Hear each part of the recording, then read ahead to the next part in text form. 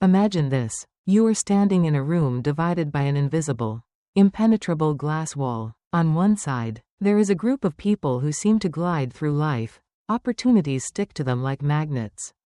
Their bank accounts grow with the rhythm of the tides, and their health radiates a vibrant, enviable energy. On the other side of the glass, the atmosphere is heavy with quiet desperation. People are running on a treadmill that never stops, sweating, striving, and exhausting themselves, yet never moving forward an inch.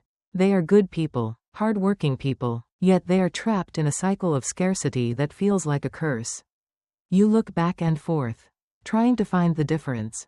Is it intelligence? No. There are geniuses on the starving side. Is it luck? No. Luck is too fickle to explain such consistent disparity.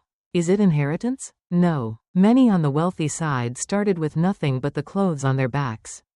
The mystery of this divide haunted Tom Corley, a certified public accountant and financial planner, who spent years staring at the financial ledgers of the wealthy and the poor. He realized that the numbers on the balance sheet were merely the smoke. The fire lay somewhere else. The fire lay in the hidden, subconscious software running in the background of their minds every single second of every single day. This software is called habit. And the sensational discovery of Corley's 5-year study of 233 self-made millionaires and 128 struggling individuals is that the glass wall is not made of circumstance, but of daily choices. Change your habits. Change your life is not just a title, it is a promise that the wall can be shattered. The narrative begins with Corley's journey into the microscopic details of the day. He did not look at the big stock trades or the real estate deals, he looked at the alarm clocks. He looked at the breakfast tables. He looked at the car rides. He discovered that the divergence between the rich and the poor starts the moment consciousness returns in the morning. The study revealed a startling statistic. Nearly 50% of self-made millionaires wake up at least 3 hours before their workday actually begins. This is not about insomnia, it is about the victory of the first battle. The narrative invites us to witness the morning of the archetype we shall call the future millionaire. While the world is still draped in darkness, while the struggling worker is deep in the paralysis of the snooze button, delaying reality for just 9 more minutes, the future millionaire is already awake. They have claimed the silence. In this solitude, they are not rushing, they are investing. They are engaging in what Corley calls the 20-minute rule. They spend 20 minutes learning, 20 minutes exercising, or 20 minutes planning. By the time the sun rises and the chaos of the world begins, the emails, the traffic, the demands of the boss, the millionaire has already scored 3 victories. They enter the battlefield of the day with momentum. Contrast this with the archetype of the struggling worker. The alarm screams. They wake up in a cortisol-spiked panic. They are already late. They skip breakfast or grab something processed and sugary. They rush to work. Their minds scattered, reactive, and defensive. They have surrendered control of their day before it even began. The analysis of this morning ritual reveals the concept of reverse engineering control. The rich understand that they cannot control the economy, the weather, or the traffic, but they can control the first 3 hours of their day. This pay yourself first mentality applies to time just as much as it applies to money. By securing the morning, they secure their mental state. They are proactive pilots, whereas the poor are reactive passengers. The narrative then moves from the bedroom to the library, or rather, the lack thereof. Corley's research unearthed a statistic that acts as a dividing line in the sand. 88% of the wealthy read for at least 30 minutes every day for self-education or self-improvement. Compare this to the struggling group, where only 2% engage in similar reading. The story takes us inside the mind of the wealthy. They do not read for entertainment, they read for survival. They devour biographies of successful people, technical manuals, history books, and personal development guides. They are knowledge hunters. They understand a fundamental law of the universe. Your income can only grow to the extent that you do. The narrative paints the wealthy not as hoarders of money, but as hoarders of information. They see knowledge as the raw material from which wealth is forged. Conversely, the narrative observes the leisure time of the struggling group. What are they doing if they are not reading? They are watching television. The study showed that 67% of the wealthy watch less than 1 hour of TV a day, while 77% of the poor watch more than an hour. This is the opium of the average. The screen provides a temporary escape from the stress of poverty, a numbing agent that distracts the mind from its own potential. The struggling worker uses the screen to turn off their brain after a hard day. The future millionaire uses the book to turn on their brain. The analysis here is brutal but necessary. The difference between a life of abundance and a life of scarcity is often the difference between the entertainment mindset and the education mindset. One seeks distraction, the other seeks traction. But the cultivation of the mind is only half the battle. The narrative shifts to the vessel that carries the mind, the body. Corley discovered that 76% of the wealthy exercise aerobically for at least 30 minutes a day, 4 days a week. We see the archetype of the wealthy individual sweating on a treadmill, running in a park, or cycling. This is not an act of vanity. They are not trying to be cover models. They are trying to be high-performance machines. The narrative explains the biological alchemy at play. Aerobic exercise floods the brain with oxygen and increases the production of glucose, the fuel of the mind. It stimulates neurogenesis, the growth of new brain cells. The wealthy understand that health is the first wealth. If they are tired, sluggish, or sick, they cannot spot opportunities, they cannot negotiate deals, and they cannot lead teams. On the flip side, the narrative observes the physical state of the struggling group, often exhausted by physical labor or mentally drained by stress. They view exercise as a luxury they cannot afford, or a torture they wish to avoid.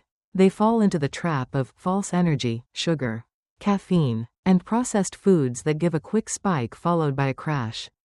This physical lethargy translates into mental lethargy. It creates a fog in which opportunities are missed and motivation dies. The lesson analyzed here is that success is an endurance sport. The fast lane requires a vehicle that is tuned for speed. The wealthy treat their bodies like Ferraris, the poor treat their bodies like rental cars. As the narrative weaves through the daily routines, it encounters the phenomenon of goal setting. But this is not the vague, New Year's resolution style of goal setting. This is a scientific, almost military operation. Corley found that 62% of the wealthy focus on their goals every single day, compared to only 6% of the poor. The narrative introduces the concept of dream setting. This is a unique process where the individual scripts their ideal future life, 10, 15, 20 years from now. They write it down in vivid detail. The house they live in, the work they do, the money they earn, the charities they support. But they don't stop at the dream. They work backward. They break the dream down into goals. They break the goals down into monthly targets. They break the targets down into daily tasks. The struggling worker, by contrast, operates in a state of wishful thinking. They buy a lottery ticket and wish for millions. They look at a luxury car and wish they had one. A wish is a goal without a plan. It is a source of pain because it highlights what is missing without providing a bridge to get there. The narrative describes the sensation of drifting without a clear goal. The struggling individual is like a ship without a rudder, pushed around by the currents of circumstance, the demands of others, and the winds of the economy. They end up wherever the current takes them, which is usually the rocks. The wealthy individual is a ship with a compass and an engine. They might face storms. They might be blown off course. But they are always moving toward a specific coordinate. The analysis reveals that the brain is a goal-seeking missile. If you do not give it a target, it will target problems, anxieties, and trivialities. When you give it a clear goal, the reticular activating system, ROS, in the brain switches on, filtering the world to find resources, people, and opportunities that match the goal. The intensity of the narrative builds as we approach the concept of the company you keep. Corley's research dropped a bombshell. You are the average of the 5 people you spend the most time with. The wealthy are ruthlessly selective about their social circle. 86% of the rich associate with other success-minded people. They cultivate what Corley calls rich relationships. These are not just transactional business contacts. These are relationships built on optimism, support, and shared ambition. The narrative depicts the mastermind dynamic A group of people who lift each other up, who challenge each other to be better, who refuse to let each other settle for mediocrity. Contrast this with the toxic loyalty of the struggling group. They often cling to childhood friends, neighbors, or family members who are negative, pessimistic, or stagnant. They feel guilty for outgrowing their circle. They stay in environments where ambition is mocked and success is viewed with suspicion. Who do you think you are? The narrative describes the crab bucket effect. If one crab tries to crawl out of the bucket, the other crabs will pull it back down. The wealthy understand that negativity is contagious. It is a virus that infects the mind, breeding doubt and fear. They quarantine themselves from toxic people, just as they would quarantine themselves from a plague. They actively seek out mentors, coaches, and optimists. They understand that to fly with the eagles, you cannot scratch with the turkeys. The first part of our summary has laid the foundation of the individual self, the morning, the mind, the body, the goals, and the immediate circle. We have seen the stark contrast between the rich habits that build momentum and the poor habits that create friction. But the journey of transformation is not just about what you do when you are alone. It is about how you navigate the complex web of society, how you speak, how you think, and how you handle the inevitable failures that come with ambition. The narrative prepares to pivot from the internal habits of the self to the external habits of success, the art of communication, the power of positivity, and the specific financial behaviors that turn income into wealth. We are about to enter the psychology of the self-made mind, where we will discover that words have the power to program reality and that luck is not something you find, but something you make. The narrative shifts from the external world of social circles to the internal world of the tongue. We often think of language as a tool to describe reality, but Tom Corley's research reveals a more sensational truth. Language creates reality. The study uncovered a vocabulary of wealth and a vocabulary of poverty. Step into the conversation of the struggling individual. Listen closely. You will hear a symphony of limitations. I can't do that. That's impossible. I'm not smart enough. It's too risky. They got lucky. Life isn't fair. This is the language of the victim. It is a fatalistic script that programs the reticular activating system, ROS, to filter out opportunities and highlight obstacles. When a person says, I can't, the brain stops working. It shuts down the problem-solving centers because the decision has already been made. The struggle is reinforced by the very words used to describe it. Now, step into the conversation of the self-made millionaire. You will hear a different frequency. You rarely hear, I can't. Instead, you hear, how can I? This simple linguistic shift forces the brain to engage. It moves from a passive state of acceptance to an active state of inquiry. You hear words like opportunity, solution, learn, grow, and plan. Even when facing a disaster, the rich habit is to ask, what is the lesson here, rather than, why me? The narrative illustrates this as verbal alchemy.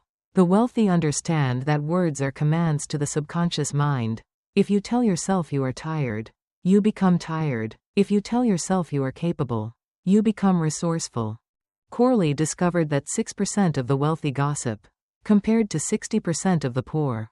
Gossip is the currency of the idle mind. It is a low-vibration activity that bonds people through shared judgment and negativity. The wealthy avoid it like a plague because it destroys trust. Instead, they engage in idea talk. They discuss concepts, strategies, and innovations. They understand that talking about people is small, talking about events is medium, talking about ideas is great.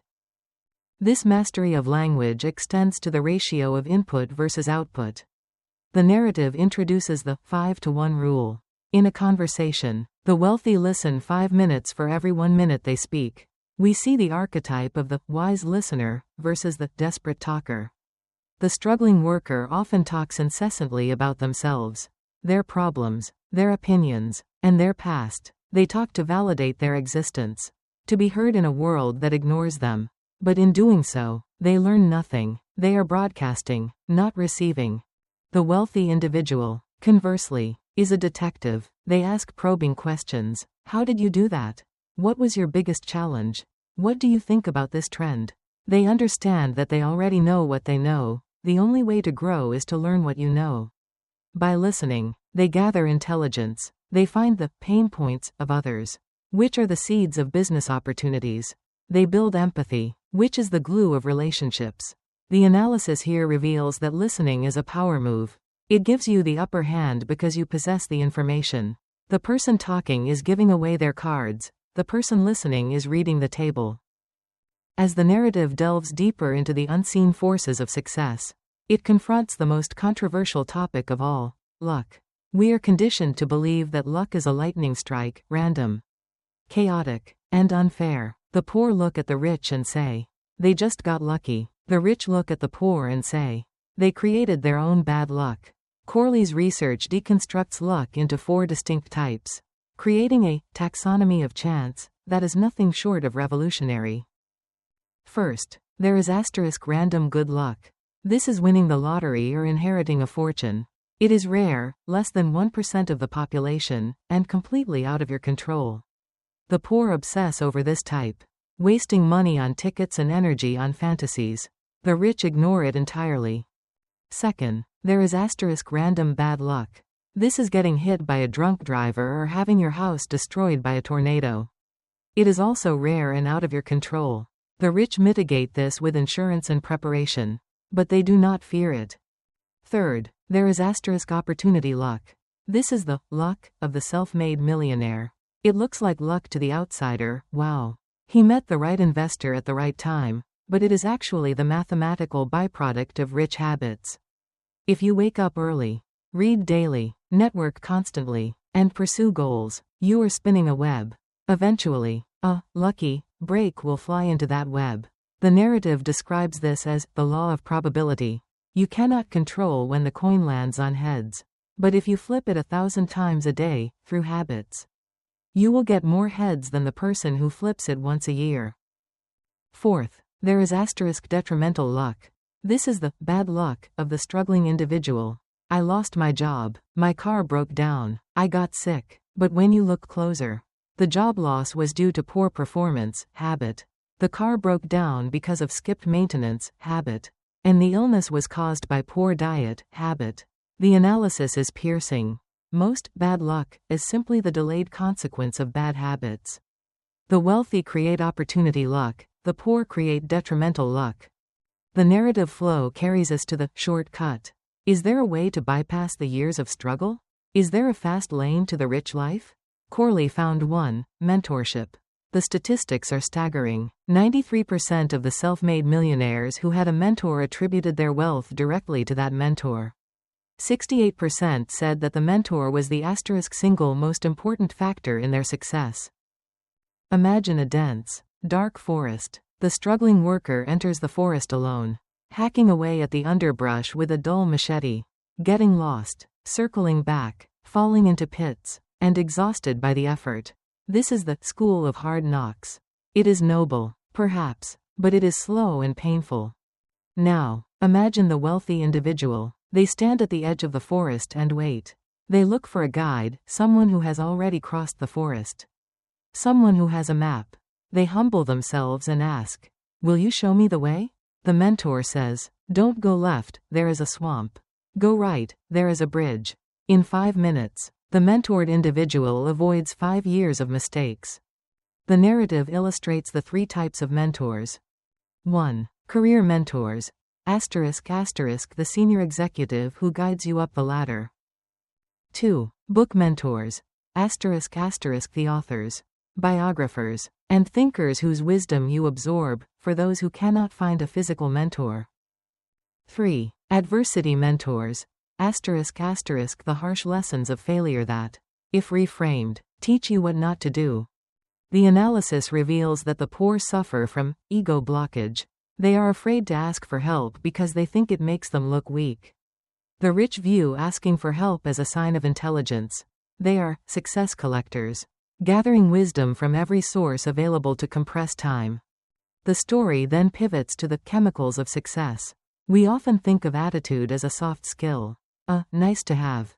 But Corley treats positivity as a biological imperative. He found that 54% of the wealthy are optimistic, compared to only 2% of the poor. This is not just about being happy, it is about brain function. The narrative takes us inside the prefrontal cortex, the CEO of the brain. This is where problem-solving, creativity, and strategic planning happen. Corley explains that negativity and chronic stress, the default state of the poor habits, flood the brain with cortisol and inhibit the prefrontal cortex. The brain literally shuts down its genius centers. The person enters survival mode, capable only of fight, flight, or freeze. They cannot see solutions because their biology blinds them. Optimism and gratitude, on the other hand, flood the brain with dopamine and serotonin. These neurotransmitters light up the prefrontal cortex. The optimist sees connections that the pessimist misses. They have more energy. They are more resilient. The narrative sensationalizes this. Optimism is a performance-enhancing drug. It is legal, free, and infinite. The rich choose to take this drug every day through gratitude journaling and positive affirmations. The poor choose the poison of complaint, which slowly atrophies their ability to solve their own problems. The intensity builds as we approach the pivot point. Every journey has a moment where the road ends. The bridge is out, and the storm rolls in. This is the moment of failure. Corley found that every single self-made millionaire faced massive failure. Bankruptcy, divorce, rejection, public humiliation. But the difference lay in the reaction. The struggling worker hits the wall and says, "See, I told you it wouldn't work. I'm not meant to be rich." They turn around and go back to the comfort of the known misery. The wealthy individual hits the wall and says, "This is data." They pivot. They persist. Corley found that 80% of the wealthy are focused on a single goal for at least 1 year. Often many more. They possess grit. The narrative recounts the story of the author himself, Tom Corley. He spent 5 years writing this book, analyzing the data, and trying to get published. He was rejected by agents. He was ignored by publishers. He could have quit and remained a regular accountant. But he applied the rich habit of persistence.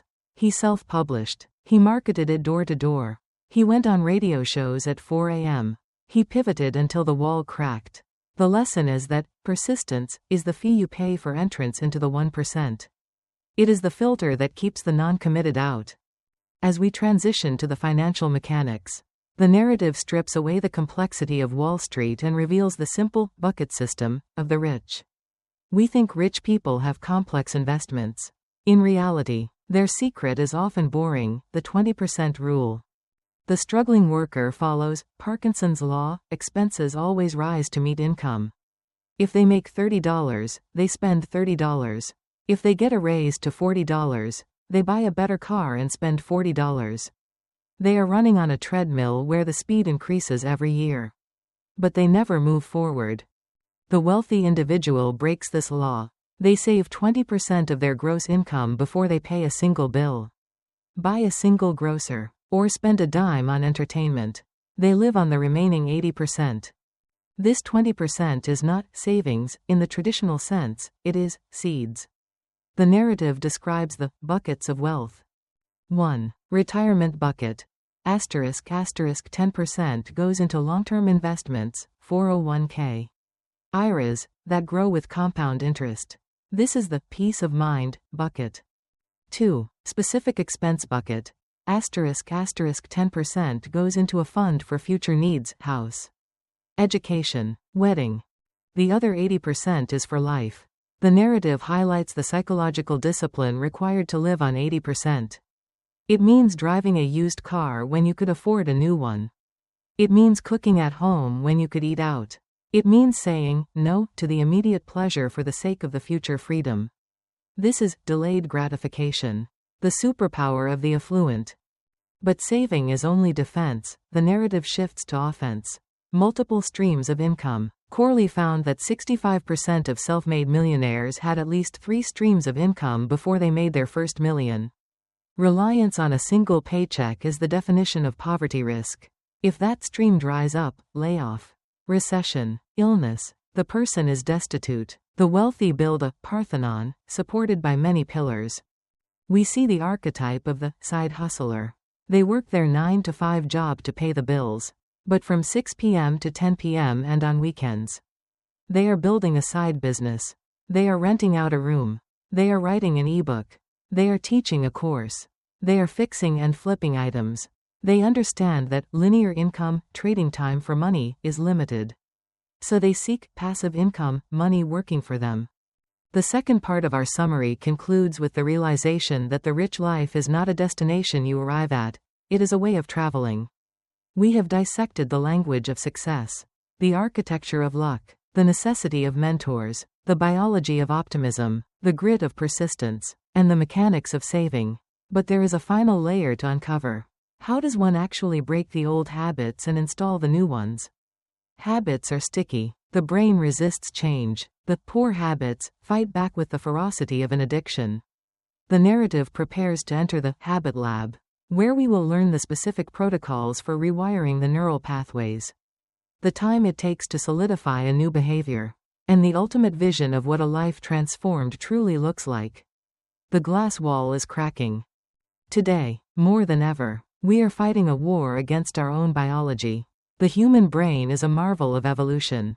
But it has a fatal flaw when it comes to success. It is designed to be lazy. It seeks to conserve energy. It loves the path of least resistance. This is why bad habits are so sticky, they are easy.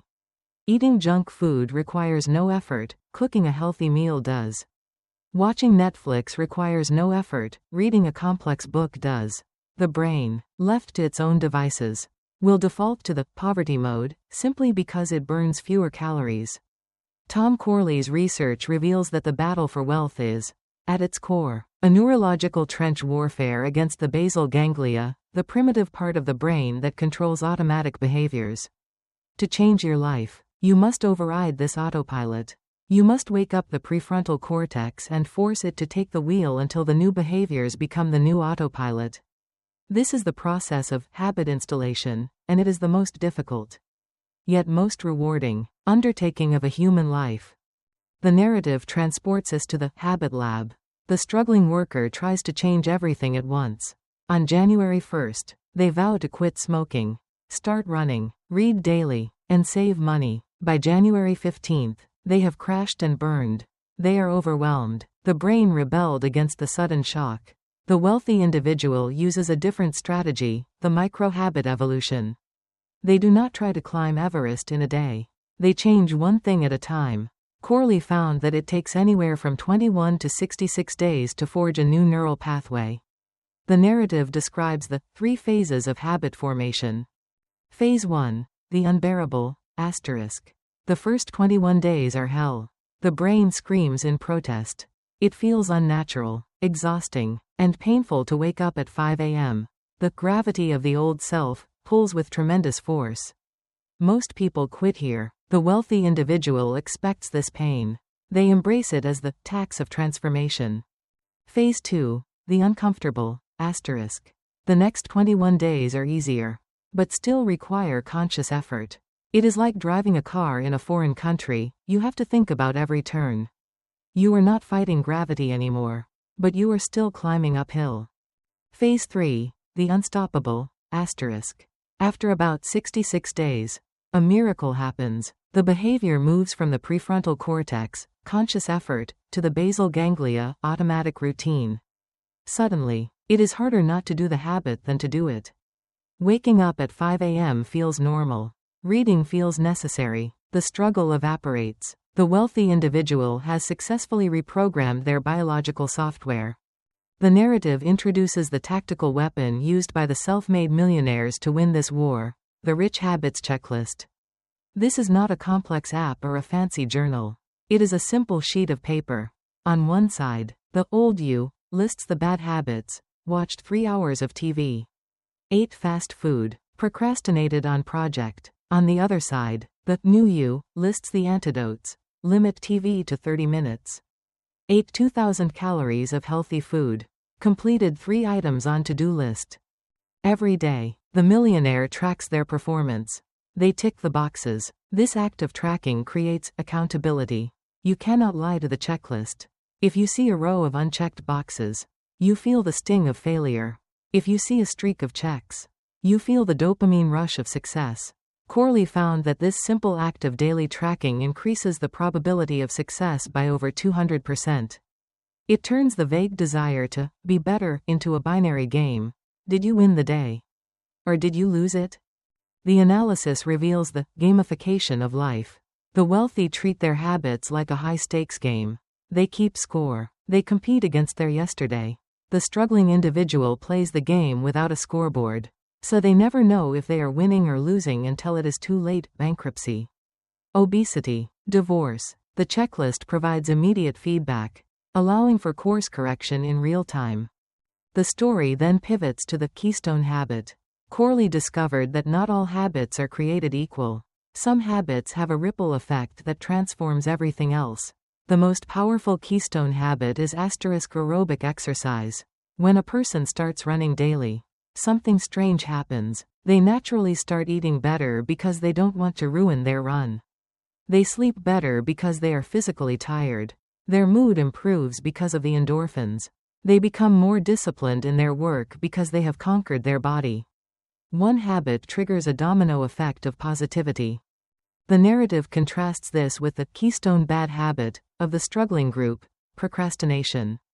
When a person delays a task, stress builds up. To cope with the stress, they eat junk food. To numb the guilt, they watch TV. To avoid the morning reality, they stay up late. One bad decision triggers a cascade of failure. The wealthy identify their keystone habits and protect them at all costs. As the narrative deepens, it addresses the why. Willpower is a battery. It drains throughout the day. By 6 p.m., your willpower is at 0%. This is why diets fail at dinner time. To sustain the habits when willpower is gone, you need a nuclear power source. This source is purpose. Corley found that the self-made millionaires were driven by a clear, burning why. They weren't just saving money, they were saving for freedom. They weren't just working hard, they were building a legacy. The narrative describes the vision board of the mind. When the alarm goes off at 5 a.m. and the bed is warm, willpower says, sleep. But purpose says, get up. Your dream is waiting. The struggling individual lacks this why. They are working to pay bills, not to build a cathedral. Without a compelling vision of the future, the pain of the present is unbearable. The story moves to the social architecture of change. Changing habits is lonely. If you stop drinking, your drinking buddies will mock you. If you start reading, your TV watching friends will call you boring. Corley advises the strategic disconnect. You must be willing to walk alone for a while. The narrative describes the phase of isolation. This is the cocoon phase. The caterpillar must disintegrate to become a butterfly. During this time, the wealthy individual seeks out new associations. They join a running club. They attend business seminars. They volunteer. They actively hunt for the new tribe that normalizes their new habits. They understand that normal is just an average of your environment. If you want to be wealthy, you must hang out where wealth is normal. The narrative intensity builds towards the tipping point. For years, the wealthy individual performs these habits with little visible result. They read, but they are not a genius yet. They save, but they are not rich yet. They run, but they are not an athlete yet. This is the valley of disappointment. The struggling worker looks at them and laughs. You work so hard, but you have nothing to show for it. But then, the law of compounding kicks in. Suddenly, the knowledge from the books connects to form a brilliant business idea. Suddenly, the savings compound into a down payment for an investment property. Suddenly, the network they built introduces them to a major client. The line on the graph goes vertical. The overnight success happens. But the narrative reveals the truth. It was not overnight.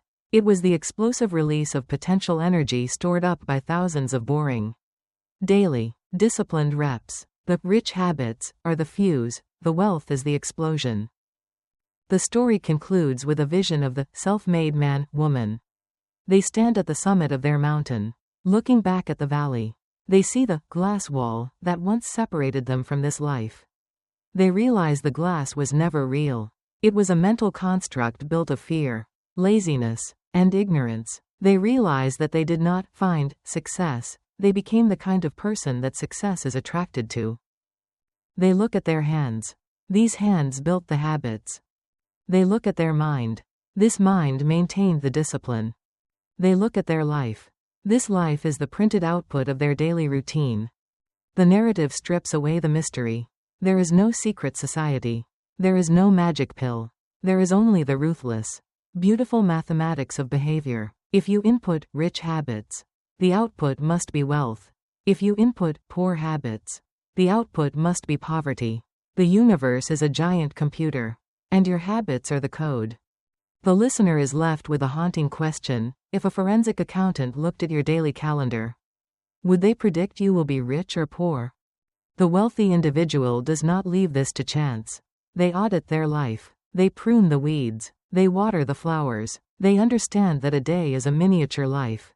If you waste a day, you waste a life. If you master a day, you master destiny. Analyze the ultimate meaning that the book intends to convey. Change your habits. Change your life is a manifesto for behavioral engineering. Tom Corley's core message is that success is a process, not an event. It posits that we are not the victims of our circumstances, but the architects of our daily routines. The book serves as a source code for reprogramming the human operating system. It teaches that the gap between the rich and the poor is not a gap of ability, but a gap of daily practice. The final lesson is one of radical empowerment. You have the power to change your financial destiny, but you must first have the courage to change your daily existence. The climax of this journey leads to a state of automatic excellence. The seeker moves from being a slave to impulse to a master of routine. They realize that freedom is not doing whatever you want. Freedom is doing what you must do to achieve what you truly want. The journey ends with the quiet satisfaction of a box checked on a list. A small act that echoes into eternity. You are what you do repeatedly, therefore. Excellence is not an act, but a habit.